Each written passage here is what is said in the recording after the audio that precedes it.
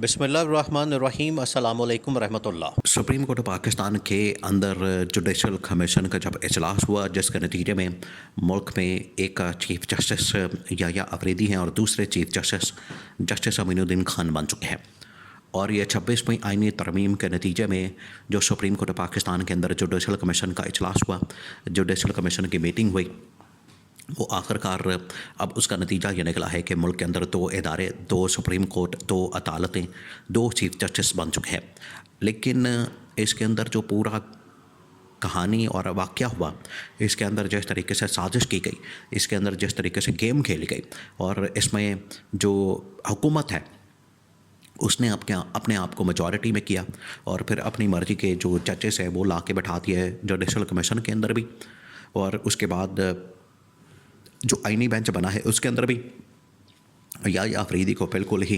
यहाँ पर बेइख्तियार सा कर दिया गया है, उसको भी फारिग कर दिया गया है। और नया जो अपनी मर्ज़ी का बंदा जो लाना चाह रहे थे, जिसको ये लाना मकसद था इनका 26वीं आईनी तरमीम के नतीजे में, वो जस्टिस अमीनुद्दीन खान थे, उसको आखिरकार इन्होंने आईनी बेंच का सरबराह बना दिया है। आईनी बेंच का सरबराह बनाने का मतलब ये है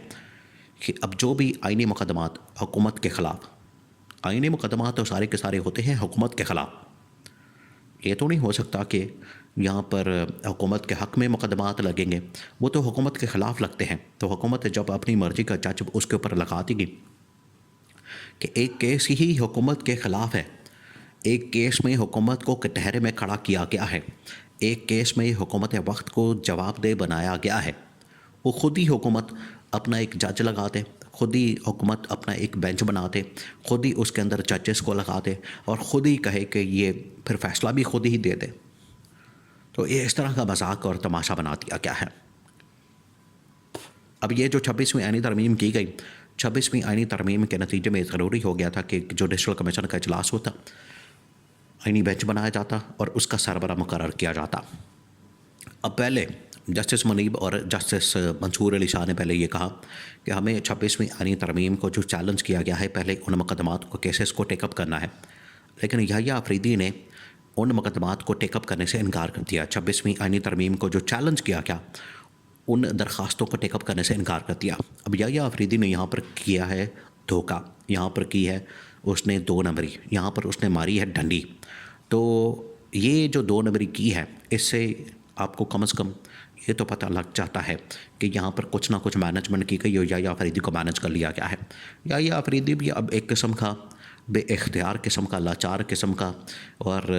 यतीम किस्म का वो चीफ़ जस्टिस बन गया है, क्योंकि असल जो सुपर चीफ़ जस्टिस है या याया अफरीदी के ऊपर भी एक जो चीफ़ जस्टिस है वो है जस्टिस अमीनुद्दीन खान।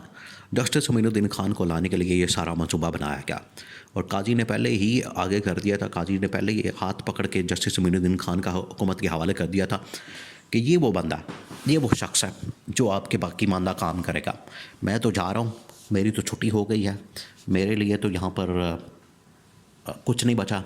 और मुनीब अख्तर ने और मंसूर अली शाह ने जिस तरीके से मेरे रास्ते बंद किए, अब मैं इनके रास्ते तो बंद करके जा रहा हूँ, लेकिन मैं आपको एक ऐसा बंदा देकर जाऊँगा जो आपके लिए सहूलतकारी करेगा और काजी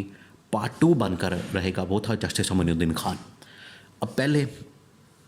मुनीब अख्तर ने और मंसूर अली शाह ने कहा कि 26वीं आईनी तरमीम को जो चैलेंज किया गया उसको टेकअप किया जाए। याया अफरीदी ने ये नहीं किया और जुडिशल कमीशन का इजलास बुला लिया, जिसमें गवर्नमेंट के जो लोग थे वो तकरीबन 7-8 के करीब थे, अपोजिशन से 4-5 के करीब थे। तो ये ऑटोमेटिक वहाँ पर पहले से एक किस्म की मेजॉरिटी मौजूद थी। उसी मेजॉरिटी के मुताबिक इन्होंने फ़ैसला दिया, जुडिशल कमीशन का इजलास हुआ और वहाँ से एक आईनी बेंच बन गया। अब आईनी बेंच जो है वो 7 रुकनी है, जिसके अंदर जस्टिस अमीनुद्दीन खान को उसका सरबराह बना दिया गया है और बाकी उसके अंदर 6 जजेस, उनको मुख्तलिफ़ सूबों के हवाले से नुमाइंदगी दे दी गई है कि पंजाब से, सिंध से, KP से, बलूचिस्तान से, जिसके अंदर ये ऐसे 5 कम से कम ऐसे जजेस हैं जो कि हुकूमती साइड के हैं चीफ जस्टिस को मिला के। तो अगर 7 रुकनी है तो 5-2 की रेशो से बड़ी आसानी के साथ फ़ैसला जो है हुकूमत के हक़ में आ सकता है। तो हुकूमत को अब फ़िक्र नहीं, हुकूमत को अब इसकी टेंशन नहीं, हुकूमत को अब इस हवाले से बिल्कुल भी परवाह नहीं और हुकूमत जो है बिल्कुल बेफ़िक्र हो गई है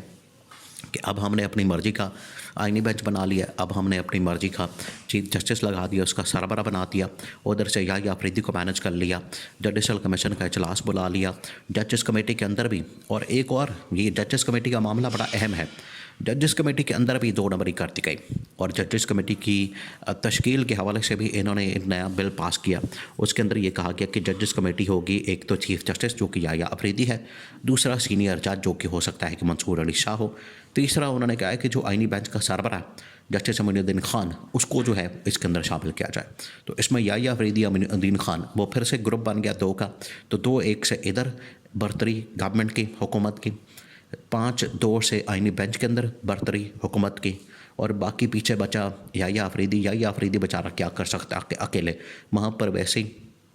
सिविल और क्रिमिनल मुकदमात जाने हैं, वहाँ पर ये कॉन्स्टिट्यूशनल और गवर्नमेंट रिलेटेड और हुकूमत रिलेटेड और रियासत स्टेट रिलेटेड जो मुकदमात है वो जाने नहीं। तो ये जो इन्होंने यहाँ पर 2 नंबरी करके अपनी मर्ज़ी के फ़ैसले किए हैं, उसका ये आज ना सिर्फ रिज़ल्ट सामने आ गया 26वीं आईनी तरमीम के नतीजे में, बल्कि ये अब पाकिस्तानी कौम को भी इसका नतीजा भुगतना पड़ेगा। 26वीं आईनी तरमीम के नतीजे में अब ये जो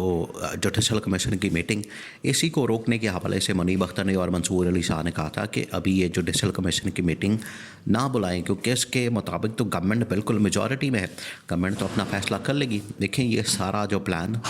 सारा जो मंसूबा, ये जो गेम प्लान, ये जो साजिश, अपनी मर्ज़ी के बेंच, अपनी मर्ज़ी के जजेस, अपनी मर्ज़ी का चीफ जस्टिस, अपनी मर्ज़ी का आइनी बेंच, अपनी मर्ज़ी के केसेस, उनके अंदर लोग, ये इमरान खान ने बता दिया था कि ये हुकूमत आगे ये करने जा रही है और 26वीं आईनी तरमीम का आप लोगों ने हर सूरत में रास्ता रोकना है। अगर आपने 26वीं आईनी तरमीम का रास्ता ना रोका, अगर आपने 26वीं आईनी तरमीम को ना रोका, 26वीं आईनी तरमीम पूरे पाकिस्तान के गले पड़ जानी है। और ख़ास तौर पर इमरान खान ने कहा था कि ये PTI के गले पड़ेगी और PTI को इसका खमियाजा भुगतना पड़ेगा, PTI को सबसे ज़्यादा इसका नुकसान होगा। तो आज देखें गवर्नमेंट ने अपने इदारे साथ मिला लिए और अदलिया का जो सबसे बड़ा इदारा है उसको अपने साथ मिला लिया है। इन्होंने तो खैर जो आर्मी चीफ है उसको भी अपने साथ मिला लिया है, उसको भी अपने साथ कर लिया है, उसको भी अपने साथ इन्होंने एडजस्ट कर लिया है, उसको भी एक्सटेंशन ऑफ़र कर दी है। उधर से चीफ जस्टिस, आइनी बेंचेस और उसका भी चीफ जस्टिस इन्होंने अपने साथ मिला के, तो पूरा का पूरा इदारा आखिरकार इन्होंने अपने जेब में डाल लिया, इन्होंने अपने कंट्रोल में कर लिया, अपने हाथ में कर लिया है। तो यहाँ पर मंसूर अली शाह और मुनीब अख्तर ने फिर भी बड़ा अहम किरदार अदा किया। वो डटे रहे, झुकने से इनकार किया, उन्होंने सरेंडर करने से इनकार किया, उन्होंने किसी किस्म की डील करने से इनकार किया और किसी किस्म की ऑफ़र को कबूल करने से इनकार किया, क्योंकि उनको भी ये ऑफ़र्स होती रही एक्सटेंशन की और गवर्नमेंट के साथ मिलने की, चलने की, लेकिन उन्होंने इनकार किया। उनका नाम तो तारीख़ में याद रखा जाएगा और इमरान खान ने पहले ही मंसूबा इनका बता दिया था।